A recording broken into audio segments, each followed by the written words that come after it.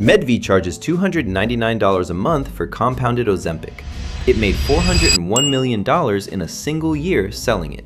Compounded means mixed to order by a pharmacy instead of made by the company that owns the brand. Medv owns no pharmacy and employs no doctors. So I want to show you where that money really goes. Who writes your prescription? Who mixes your drug? Who answers for it if something goes wrong? None of those three is Medv. It is two brothers working out of a house, and about 500,000 people have handed them a credit card. Almost all of that is legal. And the price gap this whole company was built inside has closed, which is an awkward thing to happen to a business whose only real product was the gap. So where did the gap come from? When these weight loss drugs took off, Novo Nordisk and Eli Lilly could not make enough of them.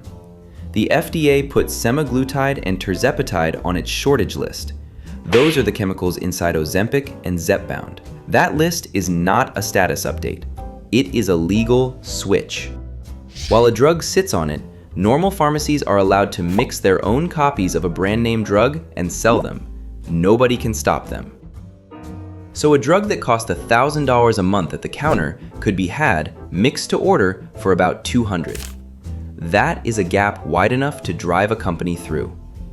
Matthew Gallagher drove one through it in September 2024. He put in $20,000 of his own money and worked out of his house. Before this, he ran a watch subscription business and taught himself to code along the way. He was not a doctor. He did not try to become one. Month 1, 300 customers. Month 2, 1,000, which left 1,000 people waiting on prescription medicine from a man in a house. Somebody had to see them. Somebody had to prescribe for them, mix the drug, and put it in a box. Gallagher did none of it. He rented it. Not office space, the medicine itself. Care, Validate, and Open Loop Health are firms almost no buyer has ever heard of. They sell what the trade calls telehealth in a box.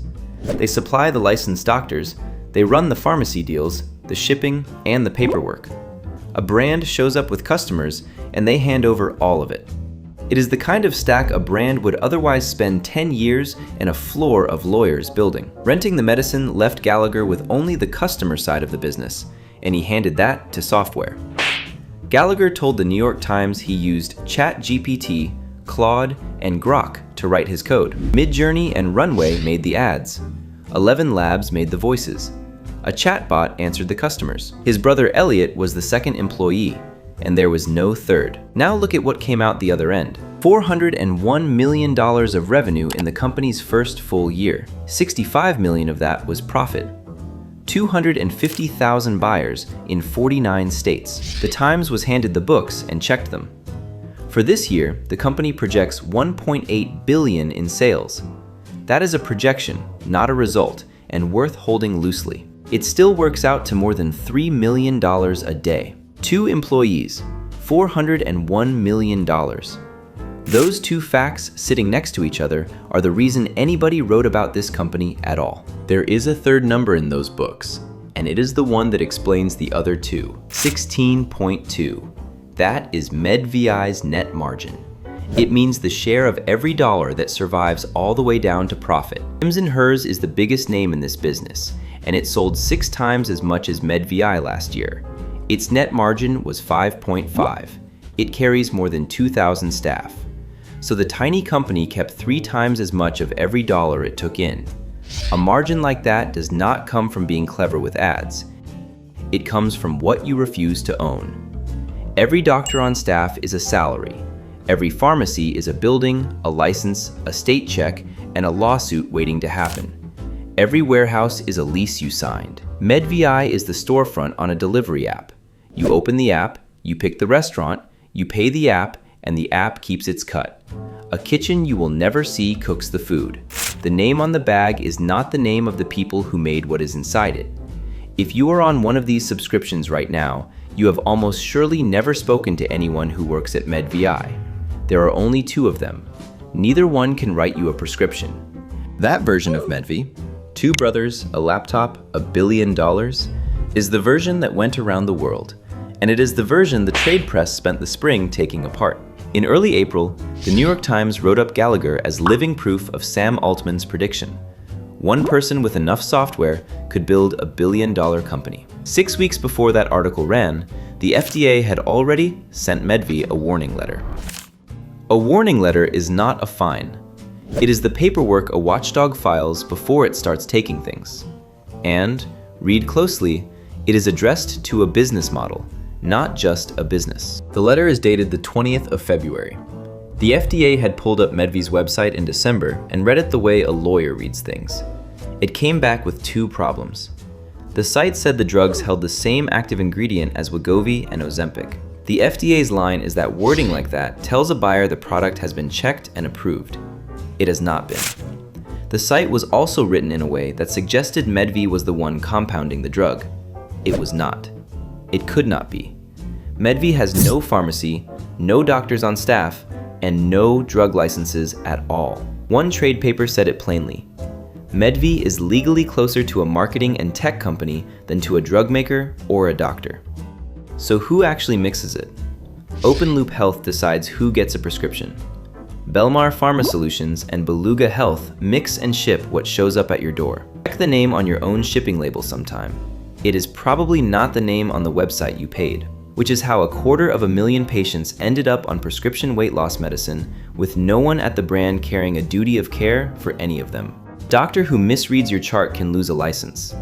Medvi holds none, so there is nothing to lose. That was never a problem the company had to solve. It is one it arranged never to have. Gallagher's answer in April was that his company had never received a letter from the FDA at all.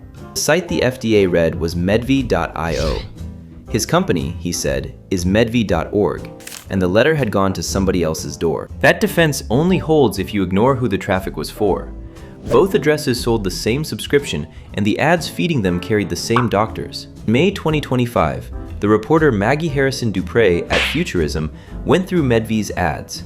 She found before and after weight loss shots that were not photos of anybody. They were deepfakes, faces built by software. Business Insider later found thousands of live ads pushed by accounts belonging to doctors who do not appear to exist. Drug discovery and development counted more than 5,000 of them running on Meta, under names like Dr. Robert Whitworth and Professor Albus Dumbledore. One listed a clinic address that does not exist either. Porters counted around 800 of these accounts between them. After the stories ran, the number of live ads fell by about half. Gallagher said the company had recently become aware of this.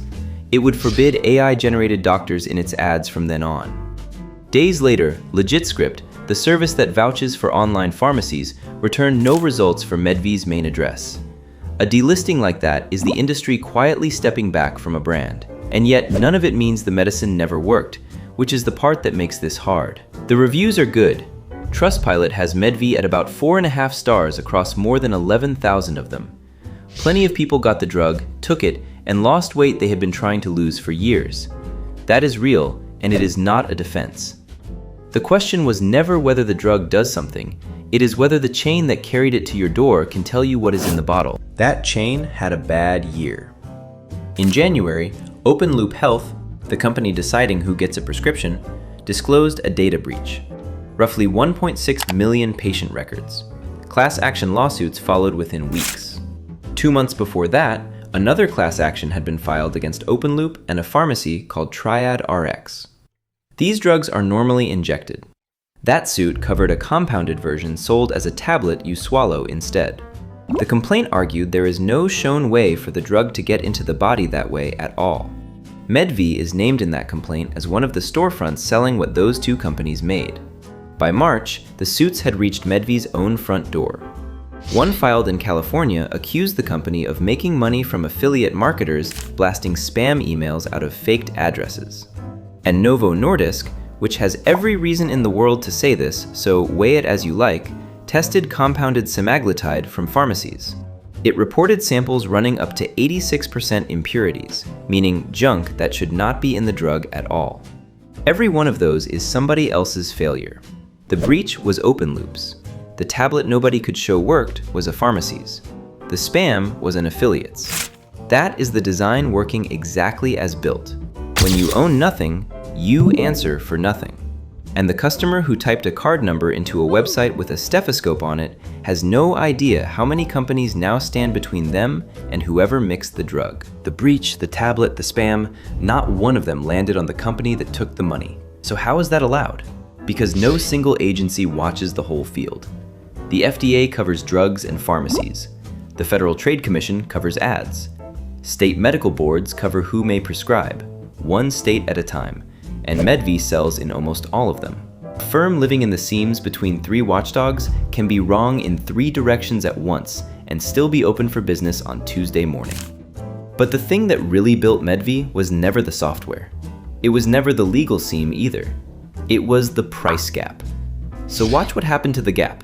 In October 2024, the FDA declared the tirzepatide shortage over.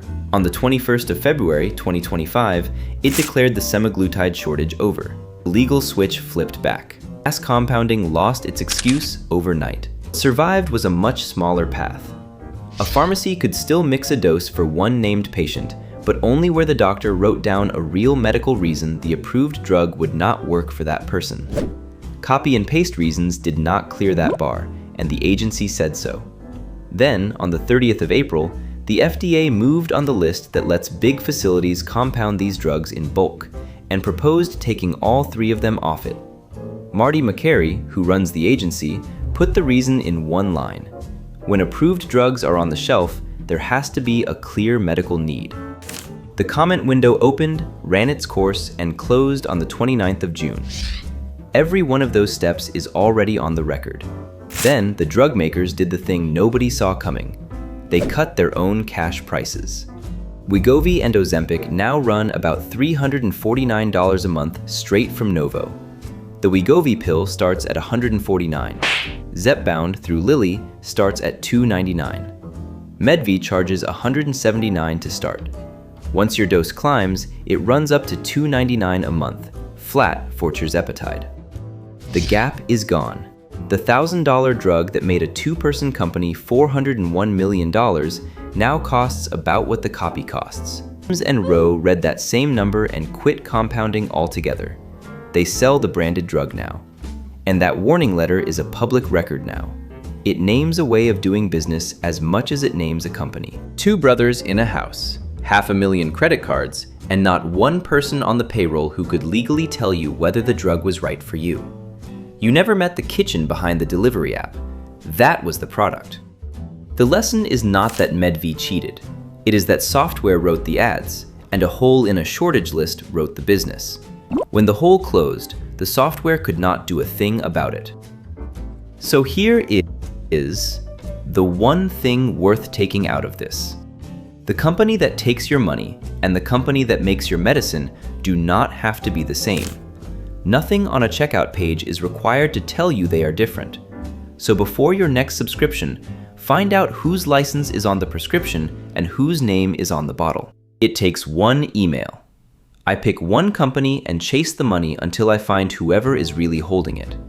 Novo and Lilly cutting their own prices is the next one, because somebody is eating that cut, and it is not the drug makers. Hit subscribe and I will show you who.